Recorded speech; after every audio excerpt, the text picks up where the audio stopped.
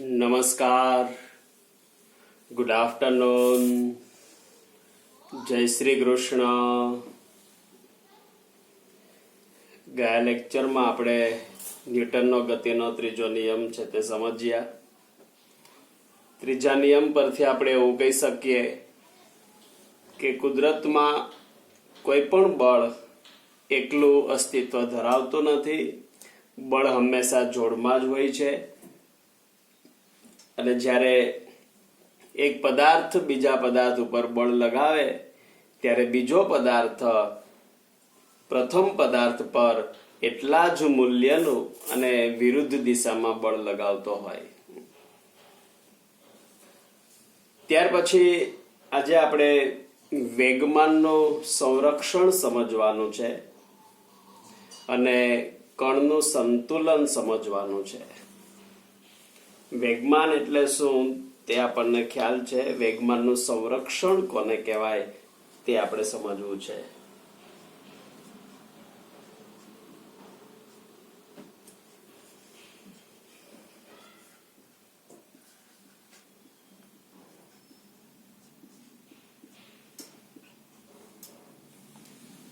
સંરક્ષણનો અર્થ થાય જળવાઈ રહેવું અથવા બદલતું નથી અથવા અચળ રહે છે એને સંરક્ષણ કહેવાય. વેગમાનનું રક્ષણ થાય છે એટલે વેગમાનમાં કોઈ ફેરફાર થતો નથી. વેગમાનનું સંરક્ષણ થયું તેમ કહેવાય. ન્યૂટનના ગતિના બીજા અને ત્રીજા નિયમ પરથી આપણે વેગમાનના સંરક્ષણના નિયમને મેળવી શકીએ કે ઉદાહરણ દ્વારા આપણે વેગમાનનું સંરક્ષણ કોને કહેવાય તે સમજવું છે. દાખલા તરીકે કોઈ એક ગન છે. ગનની અંદર બુલેટ રહેલી છે. બુલેટ ગોળી, જેને આપણે ગોળી કહીએ. શરૂઆતમાં ગન સ્થિર છે, અંદર રહેલી ગોળી પણ સ્થિર છે. એટલે આપણે એવું કહી શકીએ કે પ્રારંભમાં ગનનું વેગમાન 0 અને ગોળીનું વેગમાન પણ 0. અહીંયા ગન અને ગોળી, બુલેટ, એ બંનેથી એક તંત્ર બનેલું છે એવું આપણે કહી શકીએ. ગન વત્તા બુલેટ વડે બનેલું તંત્ર. તો અહીંયા સમગ્ર તંત્રનું પ્રારંભિક વેગમાન 0 છે. હવે જ્યારે ગનમાંથી બુલેટને છોડવામાં આવે ત્યારે ગન વડે બુલેટ પર બળ લાગે છે. ધારો કે આ બળ આપણે F કહીએ. ગન વડે બુલેટ પર લાગતું બળ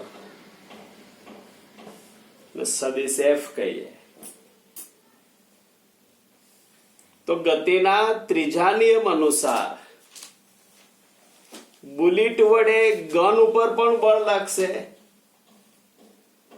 અને એ બળ વિરુદ્ધ દિશામાં લાગશે.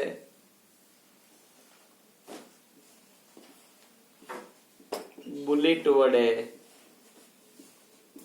ગન પર લાગતું બળ એ થશે માઇનસ સદિશ F. અને આ બંને બળો એકબીજા ઉપર સમાન સમયગાળા માટે લાગે છે. દાખલા તરીકે ડેલ્ટા ટી સમયગાળા માટે આ બંને બળો એકબીજા ઉપર લાગે છે. તેથી ન્યૂટનના ગતિના બીજા નિયમ અનુસાર આપણે આવું લઈ શકીએ કે સદિશ F ઇન્ટુ ડેલ્ટા ટી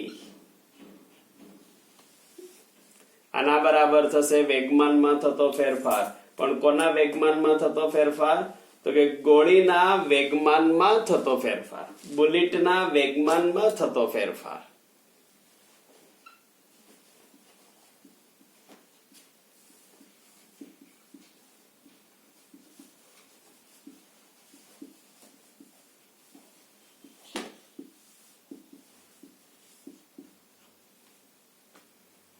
અને એવી રીતે માઇનસ એફ ડેલ્ટા ટી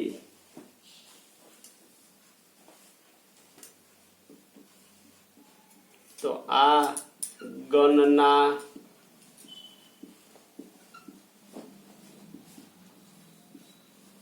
વેગમાનમાં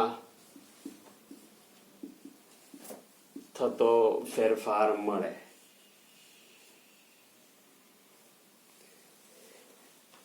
એટલે અહીંયા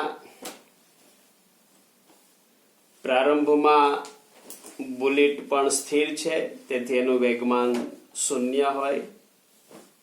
એટલે પ્રારંભિક વેગમાન શૂન્ય બુલેટનું, એ રીતે ગનનું પણ પ્રારંભિક વેગમાન શૂન્ય થાય. તેથી આપણે વેગમાનનો જે ફેરફાર લઈએ એ વેગમાનનો ફેરફાર બુલેટ અને ગનના અંતિમ વેગમાન જેટલો જ આપણને મળશે. વેગમાનનો ફેરફાર એટલે અંતિમ વેગમાન ઓછા પ્રારંભિક વેગમાન, પરંતુ અહીંયા પ્રારંભિક વેગમાન તો શૂન્ય છે બુલેટ અને ગન બંનેનું. તેથી વેગમાનનો જે ફેરફાર આપણને મળશે એ અંતિમ વેગમાન જેટલો મળે. એટલે અહીંયા એવું લઈએ કે બુલેટને ગનમાંથી બુલેટ છૂટે ત્યારે બુલેટનું વેગમાન જો આપણે PB લઈએ એ અંતિમ વેગમાન, અને ગનનું વેગમાન જો આપણે PG લઈએ તો અહીંયા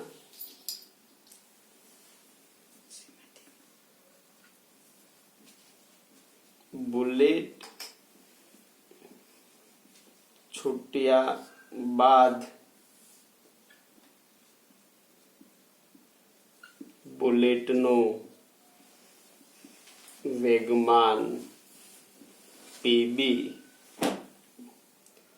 અને ગનનું અંતિમ વેગમાન, આ બુલેટનું જ અંતિમ વેગમાન છે, એ રીતે ગનનું અંતિમ વેગમાન એ આપણને મળશે PG. આ વેગમાનનો ફેરફાર પણ થશે, કારણ કે પ્રારંભિક વેગમાન શૂન્ય છે એટલે અંતિમ વેગમાં જ વેગમાનનો ફેરફાર દર્શાવે છે. અને તેથી આપણે આવું લખી શકીએ માઇનસ PG બરાબર PB. બંને ના વેગમાનમાં થતો ફેરફાર એક જ સરખો મળશે આપણને. બંને પર પરસ્પર સમાન મૂલ્યનું વિરુદ્ધ દિશામાં બળ લાગે છે, સમયગાળો પણ સરખો છે, તેથી બંનેના વેગમાનમાં થતો ફેરફાર આપણને સમાન મળે. પણ એની દિશા જુદી જુદી હશે, વિરુદ્ધ દિશામાં. સદિશ છે એટલે આપણે એને સદિશ સ્વરૂપમાં લઈએ. એની દિશા છે તે વિરુદ્ધ છે એટલે અહીંયા આપણે માઇનસ PG લીધેલું છે. જો બુલેટનું વેગમાન ધન x અક્ષની દિશામાં હોય તો ગનનું વેગમાન ઋણ x અક્ષની દિશામાં થશે, એટલે અહીંયા આપણે માઇનસ દર્શાવેલું છે. અને તેથી સદિશ PB અને આ બાજુ લઈ જાય તો એ પ્લસ થઈ જશે. સદિશ PG બરાબર 0. એટલે કે ગનનું અંતિમ વેગમાન અને બુલેટનું જે અંતિમ વેગમાન છે એનો સરવાળો શૂન્ય મળે છે. એનો મતલબ પ્રારંભિક વેગમાન જેટલો મળે છે. પ્રારંભિક વેગમાન કેટલું હતું? 0 હતું. ગન અને બુલેટનું જે તંત્ર બન્યું છે, તો ગન વત્તા બુલેટના તંત્રનું પ્રારંભિક વેગમાન 0 હતું, તો અહીંયા અંતિમ વેગમાન છે એ પણ શૂન્ય મળ્યું છે. એટલે કે તંત્રનું જે વેગમાન છે તે બદલાતું નથી, અચળ રહે છે. એટલે કે વેગમાનનું સંરક્ષણ થયું. પણ આવું ક્યારે થાય? વેગમાનનું સંરક્ષણ ક્યારે થઈ શકે? તો કે અલગ કરેલું તંત્ર હોય તો. અલગ કરેલું એટલે કે કોઈ પણ પ્રકારનું બાહ્ય બળ લાગતું ન હોય તેવા તંત્રને અલગ કરેલું તંત્ર કહેવાય. એટલે અહીંયા ગન અને બુલેટનું જે તંત્ર છે, આ તંત્રમાં ગન અને બુલેટ એ તંત્રના બંને કણો છે. એટલે હવે આવા જે કણો છે તે એકબીજા ઉપર બળ લગાડે અને આ બળ છે તે વ્યક્તિગત કણ છે એના વેગમાનમાં ફેરફાર કરી શકે. પણ સમગ્ર તંત્રનું જે વેગમાન છે એમાં ફેરફાર થતો નથી. કારણ કે આ બંને બળ છે તે પરસ્પર વિરુદ્ધ દિશામાં અને સમાન મૂલ્યના લાગે છે. તેથી આ વેગમાનનો જે ફેરફાર છે એ નાબૂદ થઈ જાય અને તેથી કુલ વેગમાન છે તે પહેલા જેટલું જ રહે. સમગ્ર તંત્રનું કુલ વેગમાન એ પહેલા જેટલું જ મળે. આ જે હકીકત છે એને આપણે વેગમાનનું સંરક્ષણ કહીએ. એનું વિધાન આ રીતે આપી શકીએ. વેગમાનના સંરક્ષણના નિયમનું વિધાન તો આપણે આ રીતે આપી શકીએ કે આંતરક્રિયા કરતા, આંતરક્રિયા એટલે એકબીજા ઉપર જે બળ લગાવે છે કણો એને આંતરક્રિયા કહેવાય. આંતરક્રિયા કરતા કણોના અલગ કરેલા તંત્રનું કુલ વેગમાન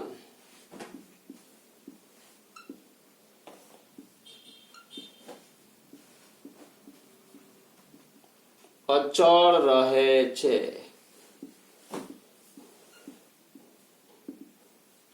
આ જે વિધાન છે એને આપણે વેગમાનનું સંરક્ષણ કહીએ.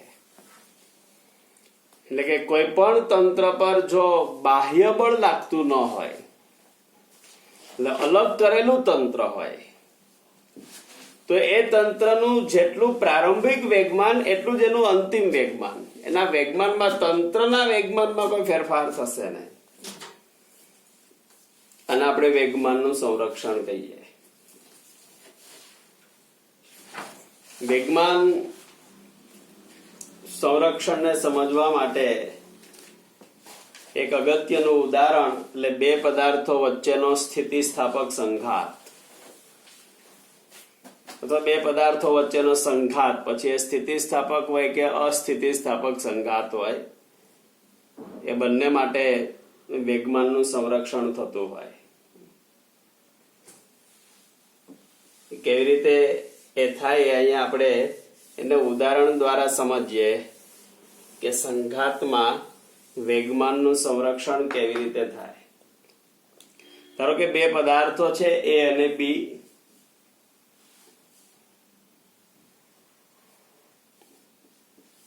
કોઈ A પદાર્થ છે,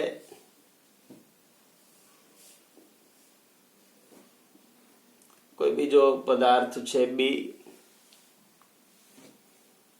એ પદાર્થ અને B પદાર્થ છે એના પ્રારંભિક વેગમાન અનુક્રમે આપણે PA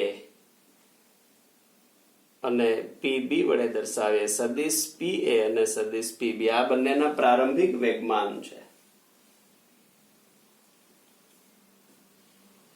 હવે આ બંને પદાર્થો છે તે ગતિ કરતા કરતા એકબીજા સાથે અથડાય છે. અથડાઈને છૂટા પડશે ત્યારે એનું જે વેગમાન હોય એ આપણા માટે અંતિમ વેગમાન છે. હવે અંતિમ વેગમાન છે, ધારો કે આપણે આમ લઈએ સદિશ PA ડેશ અને સદિશ PB ડેશ, એના અંતિમ વેગમાન છે.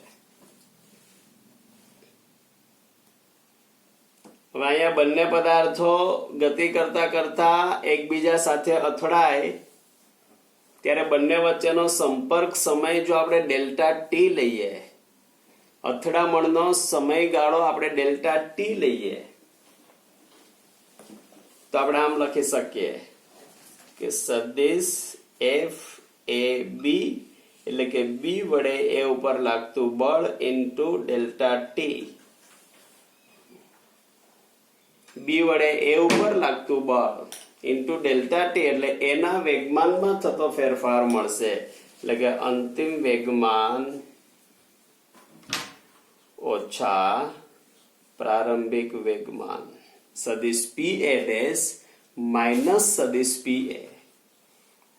એવી રીતે સદિશ એફ બી એ વડે બી પર લાગતું બળ ઇન્ટુ ડેલ્ટા ટી એટલે અહીંયા આપણને મળશે સદિશ પીબી ડેશ માઇનસ સદિશ પીબી. આ બીના વેગમાનમાં થતો ફેરફાર છે. હવે અહીંયા સંપર્ક સમય સરખો છે, ડેલ્ટા ટી સમયગાળો સમાન છે. ન્યૂટનના ગતિના ત્રીજા નિયમ અનુસાર આ બંને બળના મૂલ્ય પણ સરખા અને વિરુદ્ધ દિશામાં છે. તેથી આપણે આ રીતે લખી શકીએ અહીંયા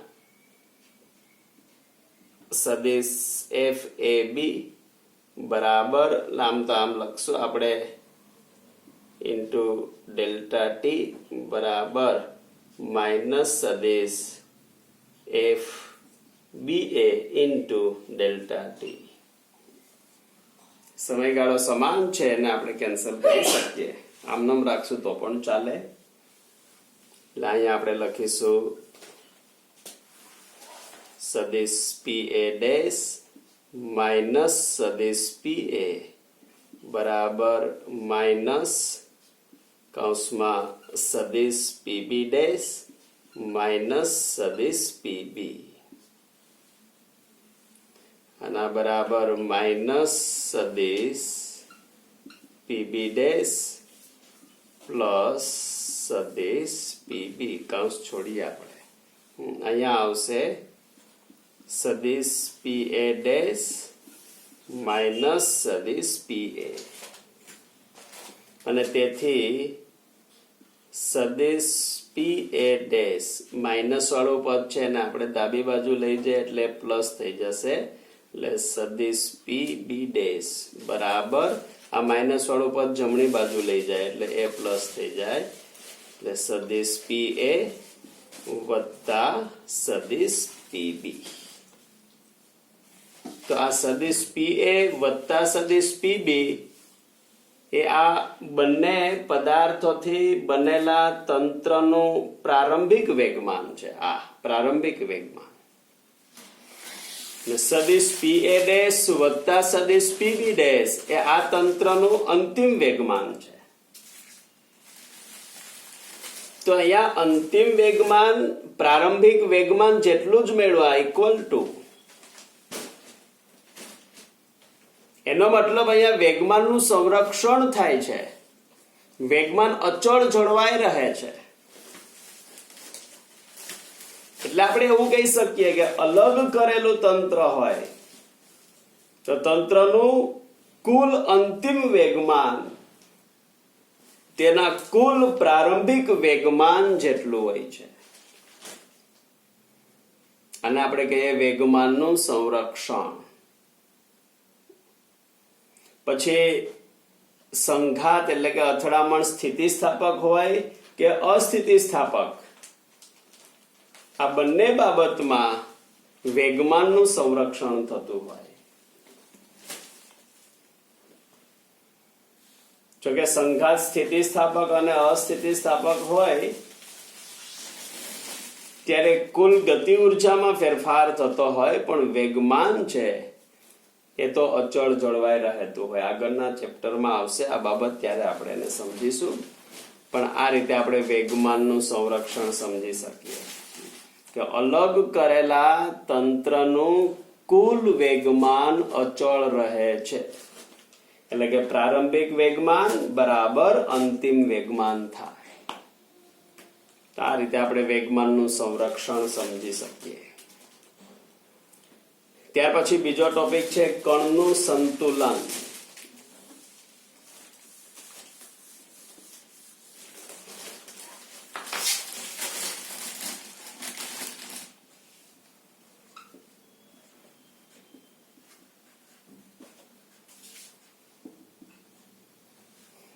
કણનું સંતુલન. અહીંયા સંતુલનનો અર્થ આપણે એવો સમજવાનો છે, કણનું સંતુલન એટલે કણ પરનું ચોખ્ખું બળ શૂન્ય હોય.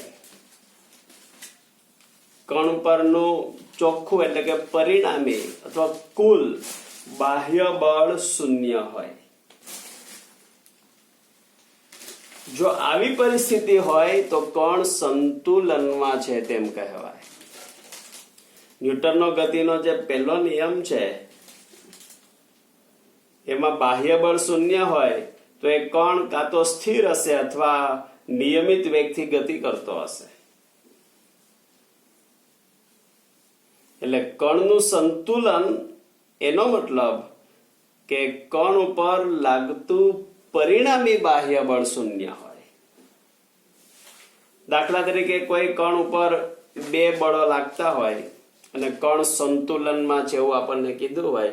ધારો કે અહીંયા કોઈ કણ છે એ સંતુલનમાં છે, એના ઉપર બે બળ લાગે છે, તો આ બંને બળો છે,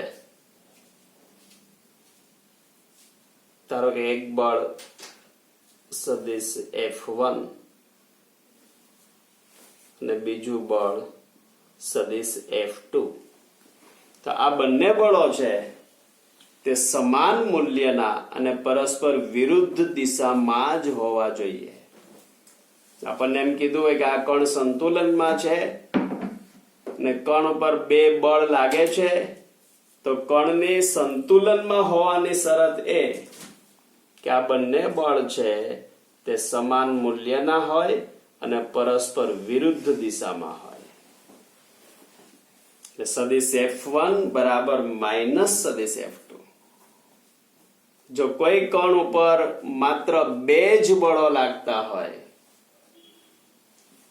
અને એ કણ જો સંતુલનમાં હોય તો સમજવાનું કે આ બંને બળો સમાન મૂલ્યના છે અને પરસ્પર વિરુદ્ધ દિશામાં છે.